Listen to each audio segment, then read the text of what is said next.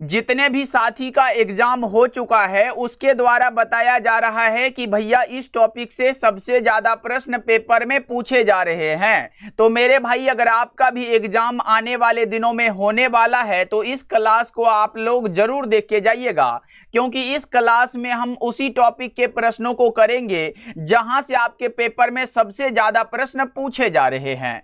तो मेरे भाई इस क्लास को आप लोग बिल्कुल ध्यान से देखिएगा और आज के क्लास में दिए जाने वाले सभी प्रश्नों को बहुत ही अच्छे से याद कर लीजिएगा, क्योंकि इसी क्लास से बहुत सारा प्रश्न सीधा आपके पेपर में देखने को मिलेगा। इसीलिए मैंने यहां पे लिखा है यहीं से प्रश्न पूछेगा। तो आइए हम लोग क्लास को स्टार्ट करते हैं और पहला नंबर सवाल आपके सामने है। तो एक एक प्रश्नों के आंसर को आप लोग चैट सेक्शन में लगाते चलिएगा। देखिए यहां पे प्रश्न पूछा जा रहा है कि विश्व पर्यावरण दिवस कब मनाया जाता है। विश्व पर्यावरण दिवस मेरे भाई कब मनाया जाता है, तो आप बता के चलोगे 5 जून को। ऑप्शन नंबर बी बिल्कुल करेक्ट हो जाएगा। 22 अप्रैल को क्या मनाते हैं, तो पृथ्वी दिवस मनाते हैं। 16 सितंबर को ओजोन दिवस मनाते हैं। 11 जुलाई को विश्व जनसंख्या दिवस मनाते हैं। तो ये बात आपको याद रखना है। आइए दूसरा नंबर सवाल को देखते हैं। प्रश्न आपके सामने है। यहां पे पूछा जा रहा है कि राष्ट्रीय युवा दिवस किस महान व्यक्ति की जयंती पर मनाया जाता है। राष्ट्रीय युवा दिवस मेरे भाई किस महान व्यक्ति की जयंती पर मनाया जाता है बताइएगा। तो यह मनाया जाता है यहां पे स्वामी विवेकानंद की जयंती पर। करेक्ट आंसर आपका ऑप्शन नंबर सी हो जाएगा। चलिए आगे बढ़ते हैं। अगला नंबर सवाल का जवाब बताइएगा। ऋग्वेद में सर्वाधिक बार किस नदी का उल्लेख मिलता है। ऋग्वेद में सर्वाधिक उल्लेख मेरे भाई सरस्वती नदी का है। आपका सही जवाब ऑप्शन नंबर सी हो जाएगा। एक एक प्रश्नों को बहुत अच्छे से कर लीजिएगा, क्योंकि ये सभी इंपॉर्टेंट क्वेश्चन है, आपके पेपर में आने वाला सवाल है ये सभी। देखो यहां पे जैन धर्म के 24वें तीर्थंकर कौन है, तो जैन धर्म के 24वें तीर्थंकर है महावीर स्वामी। करेक्ट आंसर आपका ऑप्शन नंबर बी हो जाएगा। आप हमें बताइएगा जैन धर्म के प्रथम तीर्थंकर कौन है, और आप बताइएगा जैन धर्म के मेरे भाई 24वें तीर्थंकर कौन है। ये दोनों का आंसर आप लोग कमेंट करके बताइएगा। आइए पांचवा नंबर सवाल को देखते हैं। प्रश्न आपके सामने आ चुका है, और मेरे भाई एक बार सभी साथी क्लास को लाइक कर लीजिएगा, और अगर आप पहली बार जुड़े हो तो प्लीज आप लोग सब्सक्राइब कर लीजिएगा। आप लोग भूल जाते हो, क्योंकि मैंने देखा है बहुत सारे साथी ऐसे क्लास को देख के चले जाते हैं। प्लीज एक बार क्लास को लाइक कर लीजिएगा। देखो यहां पे अशोक ने कलिंग युद्ध किस वर्ष लड़ा था, तो ये लड़ा था 261 ईसा पूर्व में। करेक्ट आंसर आपका ए हो जाएगा। और कलिंग युद्ध के बाद अशोक ने मेरे भाई बौद्ध धर्म को अपनाया। ऑप्शन नंबर ए आप लोग अभी याद रखिएगा। देखो यहां पे है विजयनगर साम्राज्य की स्थापना किस वर्ष हुई थी। ये किसने की थी मेरे भाई, हरिहर और बुक्का ने किया था। और विजयनगर साम्राज्य की स्थापना अगर पूछेगा तो 1336 ईस्वी में हुआ था। यहां पे ऑप्शन नंबर ए बिल्कुल करेक्ट हो जाएगा। आइए 7 नंबर सवाल को देखते हैं। प्रश्न ये है कि निम्नलिखित में से किस शासक ने पहली बार अपने अभिलेखों में देवानांग प्रिय तथा प्रियदर्शी उपाधियों का प्रयोग किया। बताएंगे 7 नंबर सवाल का जवाब। तो ये मेरे भाई अशोक ने किया। 7 नंबर सवाल का जवाब आपका बी हो जाएगा। चलिए आगे बढ़ते हैं। 8 नंबर सवाल आपके सामने है। निम्नलिखित में से किस यहाँ पे बौद्ध संगीति में बौद्ध धर्म महायान एवं हीनयान संप्रदायों में विभाजित हुआ। बताइएगा यहाँ पे निम्नलिखित में से किस बौद्ध संगीति में बौद्ध धर्म जो है महायान एवं हीनयान संप्रदायों में विभाजित हुआ। बताएंगे 8 नंबर सवाल का जवाब। तो मेरे भाई ये द्वितीय बौद्ध संगीति में। करेक्ट आंसर आपका बी हो जाएगा। चलिएगा अगला नंबर सवाल को देखते हैं। प्रश्न आपके सामने ये रहा, और पूछा जा रहा है निम्नलिखित में से किस शासक के शासनकाल में चीनी यात्री वेनसांग भारत आया था। बताएंगे मेरे भाई किस शासक के शासनकाल में चीनी यात्री जो वेनसांग था वो भारत आया था। तो वो मेरे भाई था हर्षवर्धन के शासनकाल में। करेक्ट आंसर बी हो जाएगा। चलिएगा 10 नंबर सवाल आपके सामने आ चुका है। यहां पे प्रश्न का जवाब बताइएगा। निम्नलिखित में कौन सा ग्रंथ है जो बाणभट्ट के द्वारा रचित है। बाणभट्ट ने यहां पे कौन सा ग्रंथ लिखा है मेरे भाई, तो ये लिखा है हर्षचरित नामक यहां पे ग्रंथ। ऑप्शन नंबर बी बिल्कुल करेक्ट हो जाएगा। चलिए आगे बढ़ते हैं। 11 नंबर सवाल यहां पे है, और पूछ रहा है निम्नलिखित में से किस युद्ध के परिणाम स्वरूप भारत में मुगल साम्राज्य की नींव पड़ी? बताइएगा मेरे भाई, तो ये कौन सा युद्ध था? तो वो था पानीपत का प्रथम युद्ध। ऑप्शन नंबर सी करेक्ट हो जाएगा। चलो आगे बढ़ते हैं। यहां पे प्रश्न आ चुका है, निम्नलिखित में से किस युद्ध के बाद अंग्रेजी ईस्ट इंडिया कंपनी यहां पे बंगाल की वास्तविक शासक बनी? मेरे भाई जल्दी से बताइएगा, निम्नलिखित में से किस युद्ध के बाद अंग्रेजी ईस्ट इंडिया कंपनी बंगाल की वास्तविक शासक बन गई? मेरे भाई 12 का आप क्या बता रहे हो? तो वो था बक्सर का युद्ध, जो कि 1764 में हुआ था। चलिएगा आगे बढ़ते हैं। 13 नंबर सवाल आपके सामने है, निम्नलिखित में से किसने 1857 के विद्रोह के समय कानपुर में नेतृत्व किया? यहां पे कानपुर के नेतृत्वकर्ता मेरे भाई कौन थे? तो वो थे Nana Saheb. Correct answer B हो जाएगा।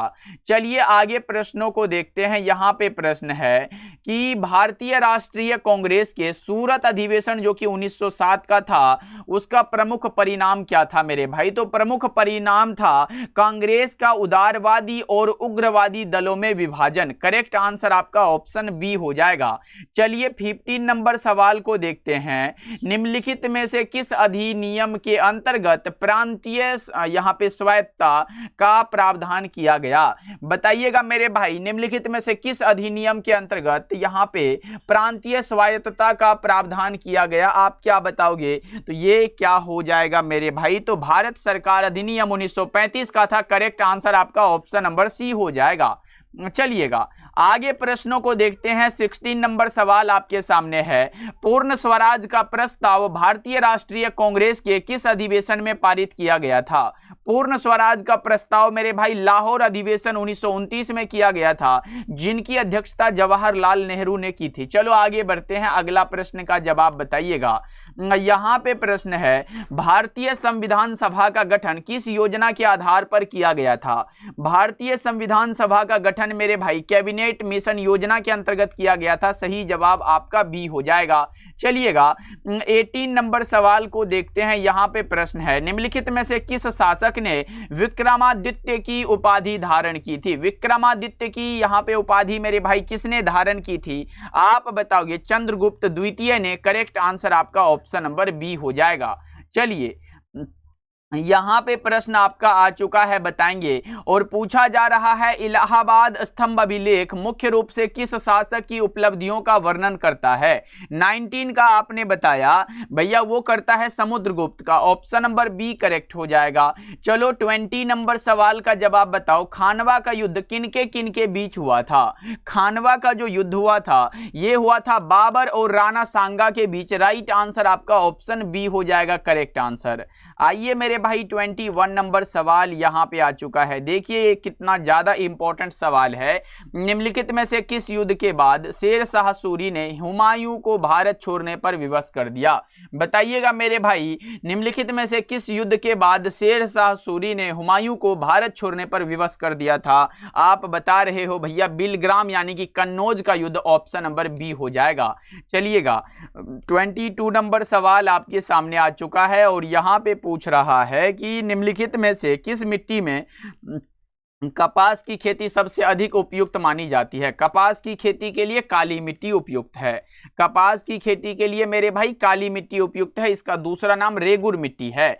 आइए अगला प्रश्न को देखिए। यहां पे है, निम्नलिखित में से किस नदी को दक्षिण गंगा कहा जाता है? किस नदी को मेरे भाई दक्षिण गंगा कहा जाता है? तो दक्षिण गंगा कहा जाता है गोदावरी नदी को। आपका सही जवाब सी हो जाएगा। चलिए 24 नंबर सवाल है, निम्नलिखित में कौन सा दर्रा है जो भारत और चीन के बीच स्थित है? भारत को चीन से जोड़ने वाला आप क्या बताओगे? नाथुला दर्रा। नाथुला और जेलेपला जो है ये सिक्किम के दर्रे हैं, आपको याद रखना है। आइए 25 नंबर सवाल को देखते हैं। निम्नलिखित में कौन सा राष्ट्रीय उद्यान एक सींग वाले गैंडे के लिए प्रसिद्ध है? कौन सा राष्ट्रीय उद्यान है? तो काजीरंगा राष्ट्रीय उद्यान एक सींग वाले गैंडे के लिए प्रसिद्ध है। चलो आगे बढ़ते हैं। अगला प्रश्न ये है, निम्नलिखित में कौन सा महासागर क्षेत्रफल की दृष्टि से सबसे बड़ा है? क्षेत्रफल की दृष्टि से सबसे बड़ा महासागर प्रशांत महासागर हो जाएगा, 26 का सी हो जाएगा। चलो आगे प्रश्नों को देखते हैं। यहाँ पे प्रश्न है, ये देखो, रिक्टर पैमाने का उपयोग किसके मापन में किया जाता है? रिक्टर पैमाने का उपयोग मेरे भाई किसके मापन में किया जाता है? तो ये भूकंप की तीव्रता को मापने में किया जाता है। सही जवाब आपका सी हो जाएगा। चलिएगा 28 नंबर सवाल को देखते हैं। मात्र 50 क्वेश्चन को करेंगे और यहां से देखिएगा कितना ज्यादा प्रश्न पूछेगा। देखो, भारत में आर्थिक उदारीकरण की शुरुआत किस वर्ष हुई थी? आर्थिक उदारीकरण की शुरुआत मेरे भाई किस वर्ष हुई थी? एक बार बताइएगा 28 का। तो ये हुई थी 1991 ईस्वी में। चलो आगे बढ़ते हैं। 29 नंबर सवाल है, यहाँ पे राजकोषीय नीति का निर्माण एवं संचालन कौन करता है? राजकोषीय नीति का निर्माण एवं संचालन जो करता है वो करता है वित्त मंत्रालय। करेक्ट आंसर आपका बी हो जाएगा। नेक्स्ट नंबर सवाल का जवाब बताएंगे। मानसून शब्द किस भाषा से लिया गया है? तो मानसून जो शब्द है ये किस भाषा का शब्द है? तो अरबी भाषा का शब्द है। 30 नंबर सवाल का जवाब आपका बी हो जाएगा।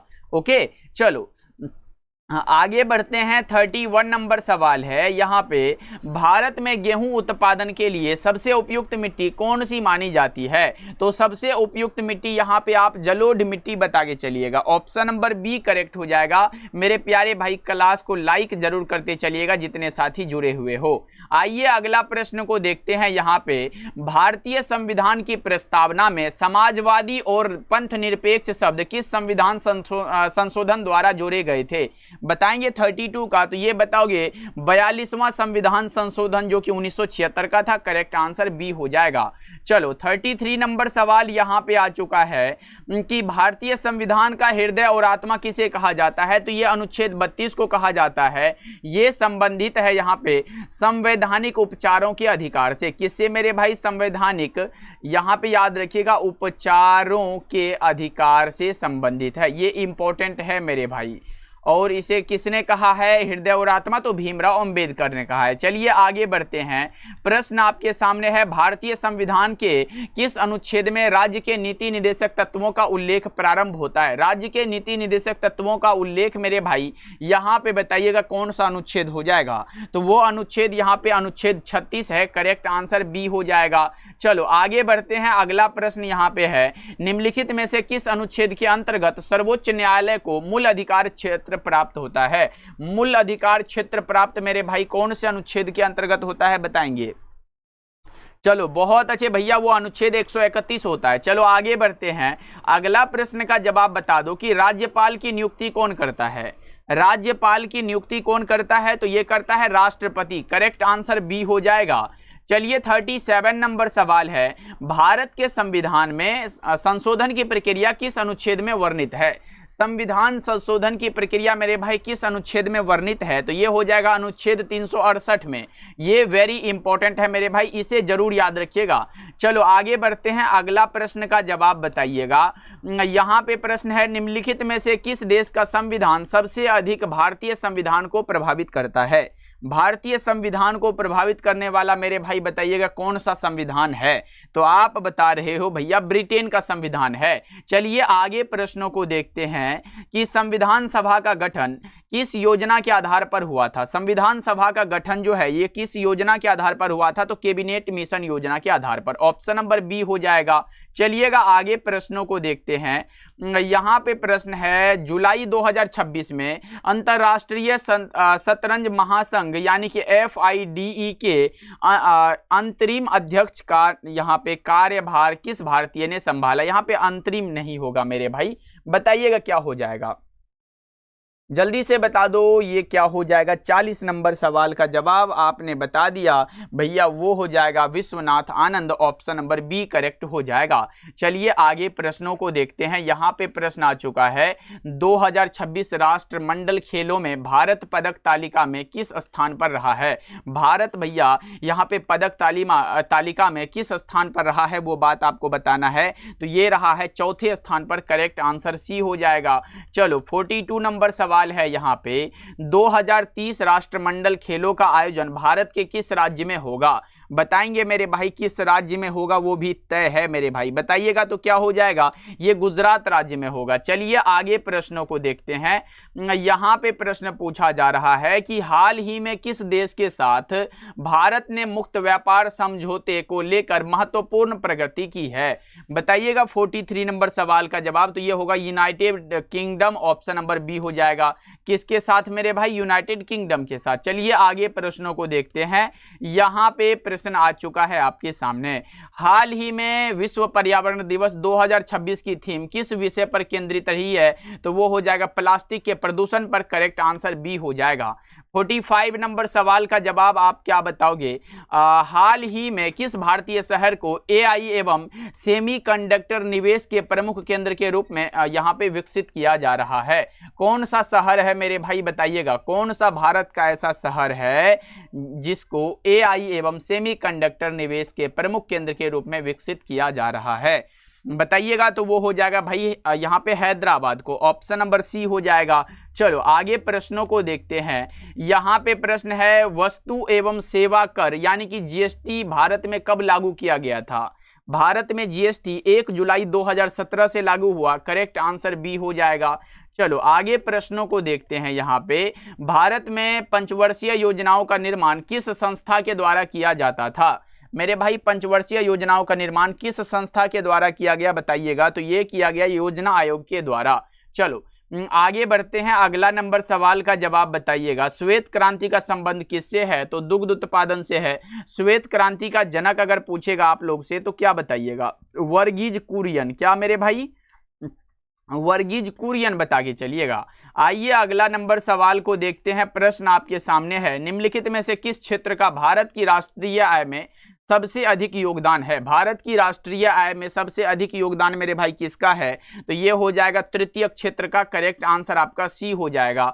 चलिए 50 नंबर सवाल को देखते हैं। प्रश्न आपके सामने है, भारतीय अर्थव्यवस्था को किस प्रकार की अर्थव्यवस्था कहा जाता है। भारत की अर्थव्यवस्था को मिश्रित अर्थव्यवस्था कहा जाता है। आपका सही जवाब ऑप्शन नंबर सी हो जाएगा।